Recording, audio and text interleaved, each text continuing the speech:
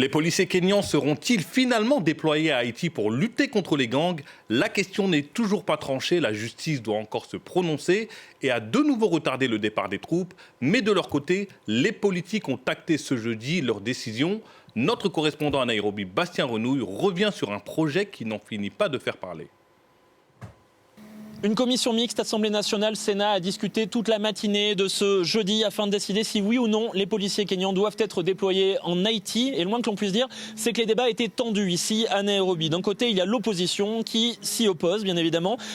Pourquoi ? Eh bien, car elle ne comprend pas pourquoi des Kenyans iraient risquer leur vie sur ce territoire alors que Haïti et le Kenya n'ont pas de relation historique et qu'il n'y a pas de frontière commune entre les deux pays. C'était les arguments principaux des députés de l'opposition. Et puis de l'autre côté, il y a les proches de William Ruto, il y a les membres de sa coalition Kenya Kwanza qui expliquent que le Kenya a une longue histoire de déploiement de troupes dans des pays qui en ont besoin, notamment des casques bleus ou encore des policiers pour faire du maintien de l'ordre. Notamment, ça avait été le cas au Kosovo, au Sierra Leone ou encore au Timor oriental, ont expliqué les députés du parti présidentiel.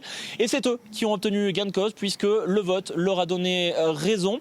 Et en même temps que les députés siégeaient, eh bien, la justice aussi a parlé du déploiement des troupes en Haïti. La justice qui avait déjà suspendu le déploiement des policiers au mois d'octobre dernier.